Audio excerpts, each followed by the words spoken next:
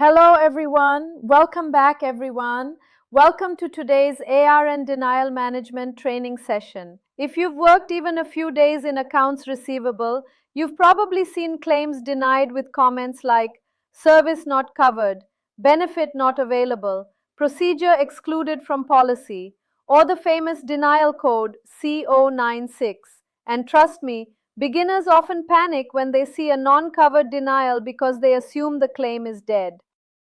Here's an important lesson from real-world AR experience. Not every denial is appealable, and not every denial is the insurance company's fault. Some can be overturned, some can be corrected, some are front-end mistakes, and some really are patient responsibility. Your job is to identifying whether the denial is truly non-covered, it can be overturned, or whether the balance should ultimately become patient responsibility. So in this training, I'm going to walk you through what non-covered denials actually mean, why they happen, how expert AR callers investigate them, how to speak with insurance reps professionally, when to appeal, and how top-performing denial specialists recover revenue effectively. Let's begin with a question. What does non-covered denial mean? A non-covered denial means the insurance payer is saying, according to the patient's policy or payer guidelines, this service is not eligible for payment.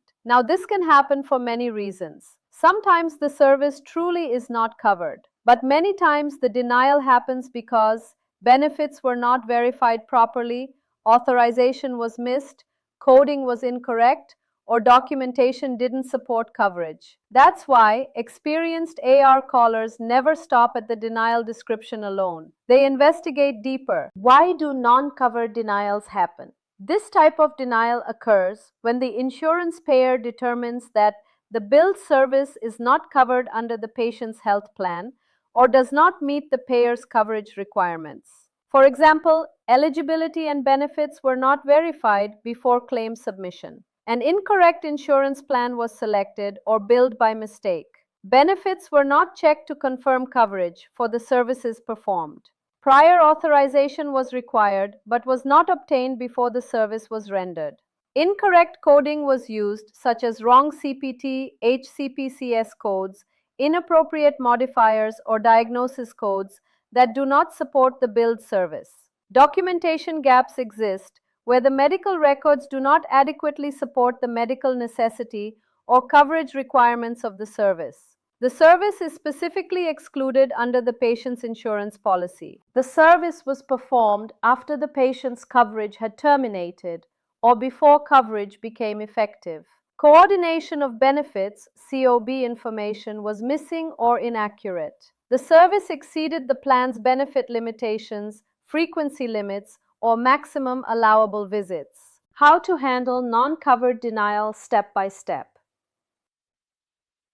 Root cause analysis is important to handle any denial. So when I train new AR callers, I always tell them, never stop at the denial code. Find the reason behind the denial. And never call insurance blindly. First ask yourself, was the patient eligible? Was authorization required? Was provider in network? Was coding correct? Was service medically necessary? Is denial truly valid?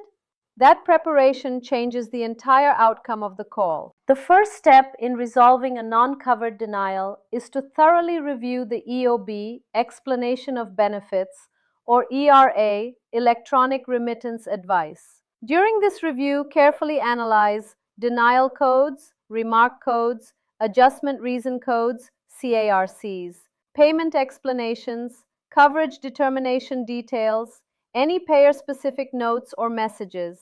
Never make assumptions about the reason for the denial. Read every line carefully and identify the exact reason the payer denied the claim. The denial code and accompanying remarks often provide critical information about whether the issue is related to coverage limitations, eligibility, authorization, medical necessity, coding, benefit exclusions, or another payer requirement. EOB or ERA review helps determine the correct next action and prevents unnecessary appeals, claim corrections, or resubmissions. After reviewing the EOB or ERA, The next step is to verify the patient's benefits and coverage details with the insurance payer. During this step, confirm coverage effective and termination dates, plan benefits for the services performed, coverage limitations and exclusions, in-network or out-of-network provider status, patient responsibility including deductible, copay, and coinsurance amounts, authorization requirements if applicable, frequency, visit, or benefit maximum limitations. The goal is to determine whether the denied service is actually covered under the patient's health plan and whether all payer requirements were met. But carefully compare the benefit information with the billed services. This helps identify whether the denial resulted from a true non-covered service, a benefit limitation, an eligibility issue, a network issue, or an incorrect payer determination. Accurate benefit verification is critical before proceeding with an appeal, claim correction, resubmission, or patient responsibility determination. After verifying the patient's benefits, the next step is to review the medical records and supporting documentation related to the denied service. During this step, carefully check physician notes, progress notes, treatment plans, diagnostic test results, operative or procedure reports if applicable. Any other supporting clinical documentation. You can ask the following questions. Was the service medically necessary based on the patient's condition and diagnosis? Does the documentation clearly support the service that was billed? Do the diagnosis codes support the medical necessity of the procedure or service performed? Is there sufficient clinical evidence to justify coverage under the payer's guidelines? The goal is to determine whether the provider's documentation adequately supports the billed service and meets the payer's medical necessity requirements. If the documentation is incomplete, unclear, or does not support the service performed, the claim may be denied as non-covered or not medically necessary. Identifying documentation gaps early helps determine whether additional records, physician clarification, or an appeal with supporting medical records is required.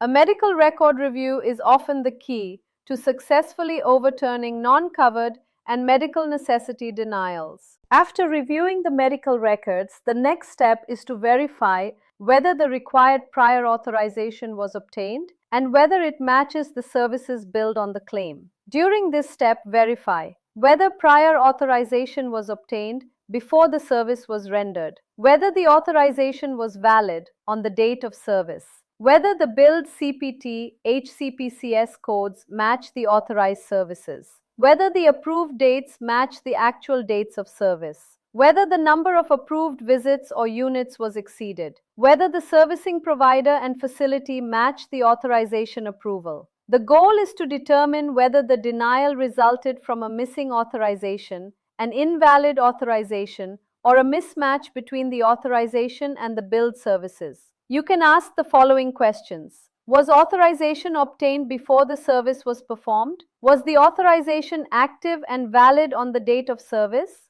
Was the correct CPT, HCPCS code approved? Were the correct dates of service authorized? Were the approved units, visits, provider, and location billed correctly? Even when an authorization number exists, claims can still be denied if the authorized CPT code, dates, units, provider, or facility do not match what was billed. Therefore, every authorization detail must be carefully reviewed and compared with the claim. Authorization review helps identify whether the claim can be corrected, appealed, or resubmitted with supporting authorization documentation. After reviewing authorization, the next step is to validate the coding on the claim to ensure it accurately reflects the services provided and supports payer requirements. During this step, review CPT, HCPCS codes, ICD-10 diagnosis codes, modifiers, units billed. You can ask the following questions. Were the correct CPT, HCPCS codes billed?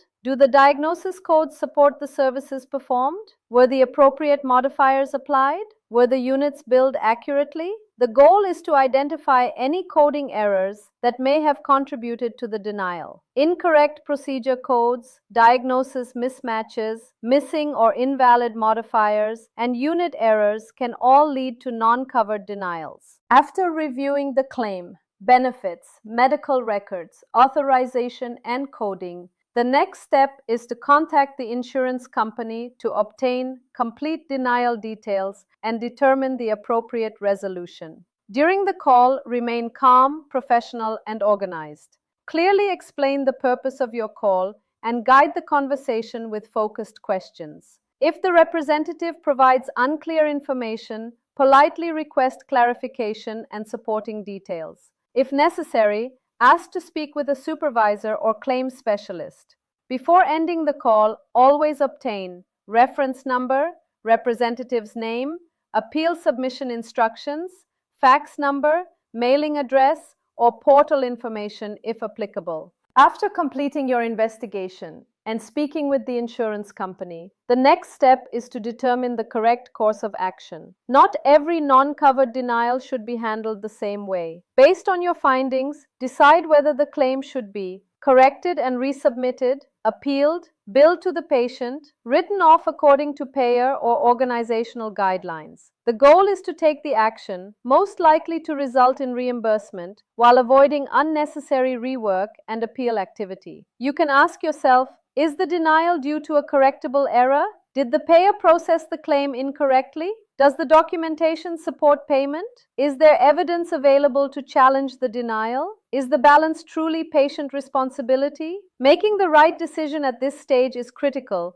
for efficient revenue recovery. When should you submit an appeal? An appeal should be considered when there is reasonable evidence that the denial can be overturned. Common appeal situations include medical necessity is supported by documentation. Authorization was obtained but not considered by the payer. The payer processed the claim incorrectly. Emergency services were provided. Benefits were verified and coverage existed on the date of service. Supporting medical records justify payment. Timely filing proof is available. The denial conflicts with payer policy or contract language. Before submitting an appeal, ensure all supporting documents are attached and the appeal is filed within the payer's appeal deadline. A strong appeal should clearly explain why the claim should be paid and include all relevant supporting evidence. When should a non-covered denial be written off?